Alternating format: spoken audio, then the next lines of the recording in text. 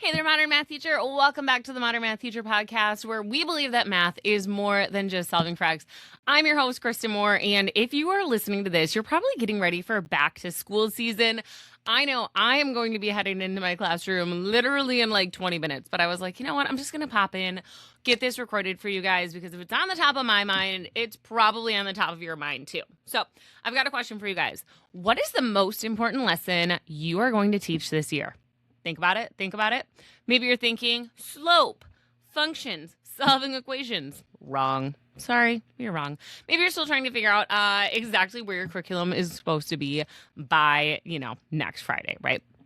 But here's the thing, friend. What if I told you that the most important lesson you are going to teach this year isn't in your curriculum at all? Because during those first 5 magical days of school, your students are learning something long before they solve their first equation. They're learning what it feels like to be a math student in your classroom. And whether we realize it or not, we're teaching that lesson every single minute the first week of school. Okay? So I have been thinking about this a lot over the past few years. If you've listened to my podcast for a while, you know that I've had the opportunity to teach in some very different environments. I taught in the fully project-based charter school, and I'm teaching right now in a more traditional high school, right? I've worked with my intervention students. This year, I'm also working with honor students. I've worked with students who love math and students who walked into my classroom already convinced that they were terrible about it. Okay? One thing I've realized with all of that is this. Students don't walk into our classrooms as blank slates. They're carrying in stories. Some of those stories were written by previous teachers, some of them by their parents, report cards, classmates, social media, the works. And unfortunately, you guys, a lot of those stories sound something like this. Well, I'm not a math person. I've never been good at math. I barely passed last year. This isn't going to be any better. This is an honors class. I better not mess this up, right? Like, I'm only in intervention because I'm bad at math. So what's interesting is, you guys, none of these students have solved a single problem in my class yet, and yet they've already decided who they think they are in my classroom. And that realization has completely changed how I'm thinking about the first week of school, because I realized, you guys, I'm not just going to be teaching them procedures, but I'm helping my students rewrite their stories from day one. I know, it's an important lesson to teach. So not to put any pressure on the first week, but also, we got to think about it. We've really got to be intentional with it. That's what being a modern math teacher is about. It's about being reflective and intentional, okay? So for a long time, you guys, I thought that the first week was mostly about getting organized, going over the syllabus, talking about grading, assigning our seats, practicing our routines, right? Collecting our supplies.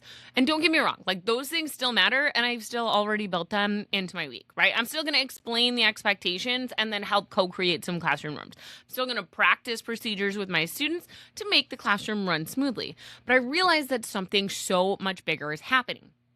Every single interaction during those first few days in my classroom teaches students something about what mathematics is going to feel like in my classroom.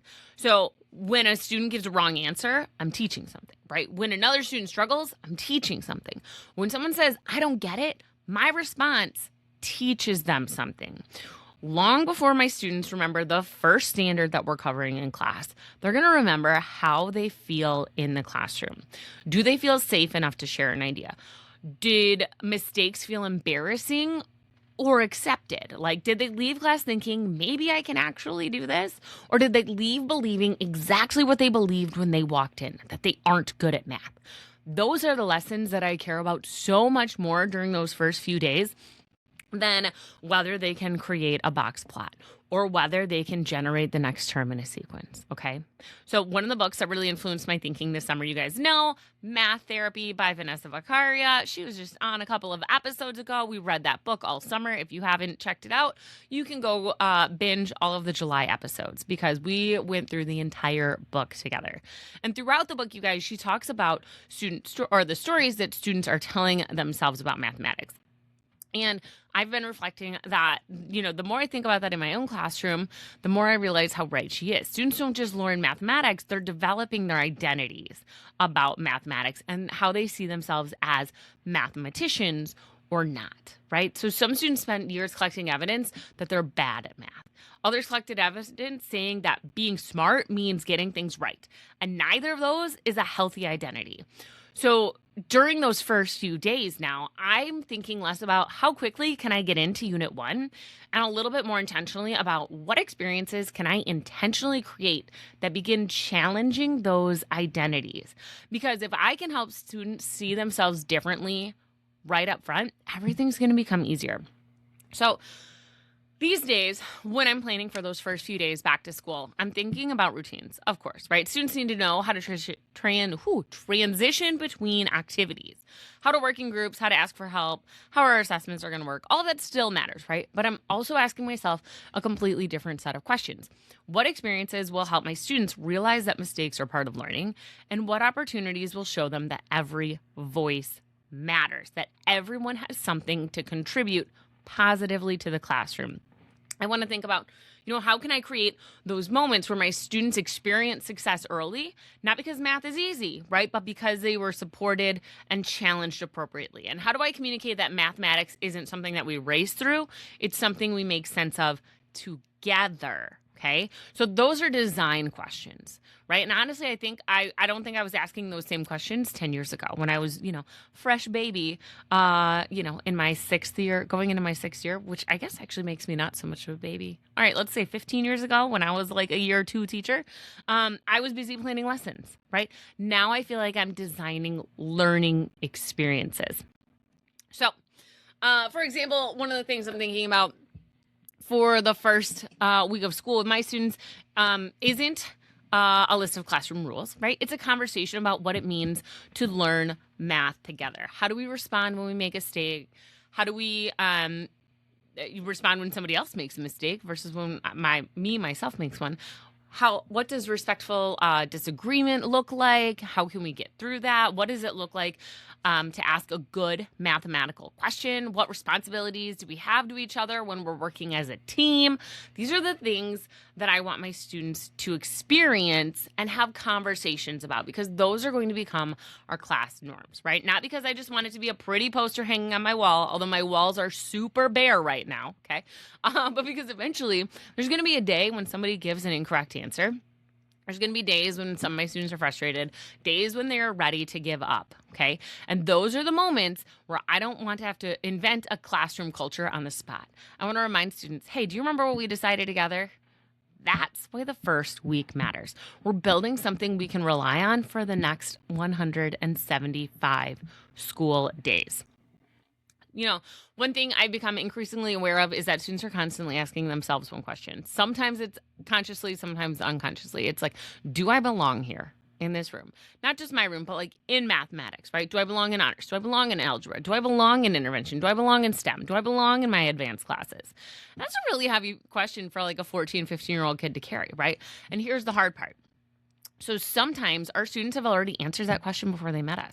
And that's why I think our job during those first 5 days isn't to convince them that they're good at math. It's to give them evidence that they belong in these conversations and in this classroom. Maybe that looks like celebrating a creative strategy instead of just the correct answer. And maybe it's asking a student to explain their thinking because they noticed something that nobody else did. Maybe it's letting our students revise an idea instead of treating mistakes like dead ends. These moments might seem small in the moment, but they're the moments that our students are going to remember. And over time, they're going to become evidence that helps shape our students' identity. So as I get ready to go in to another school year, there's one question I've written at the top of my mind, of my planning notebook, of my note screen here. It's not how do I get through Unit 1. It is not how do I stay on pace, although I do have a beautiful planning pacing calendar. Or how do I improve test scores? Of course, those things matter, right? Of course they do. But here's the question that I'm really asking myself that's on my heart, on my conscience, on my mind. How do I want students to feel when they walk out of my classroom after the first week? Because if they leave believing, maybe I can do this, I've already accomplished something incredibly important. If they leave feeling safe enough to ask me questions, I've accomplished something important. If they leave realizing that math is about thinking and not perfection, you guessed it, I've accomplished something important, okay? The standards are going to come, the content is going to come, the assessments are going to come. But those beliefs, those begin forming day 1. And honestly, they began forming long before us. So it's up to us to get our students believing these things instead of whatever stories and baggage they've come to us with.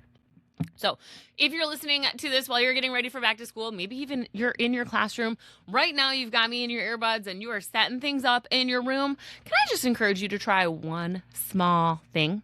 Take whatever plans you've made for your first week and now pretend you're one of your students. Not you as a teacher, you as a student, and walk through each day and ask yourself, what is this experience teaching me about mathematics and what Mrs. Moore values? Or what is important in Miss McDonald's classroom, okay? Does it teach me that mistakes are expected and respected? Does it teach me that my thinking matters? Does it teach me that this classroom values curiosity over speed? Does it teach me that I belong here? Because whether we realize it or not, we're teaching those lessons all week long, sometimes without saying a single word. All right, you guys, if today's episode has you thinking about your planning in your classroom, not just your lessons, but the the experiences you're going to be designing all throughout the year, I think you're going to love a resource I created called the Gold Standard Project Planner. Even though it was designed to help teachers build engaging projects, right? It's really a framework for designing intentional learning experiences.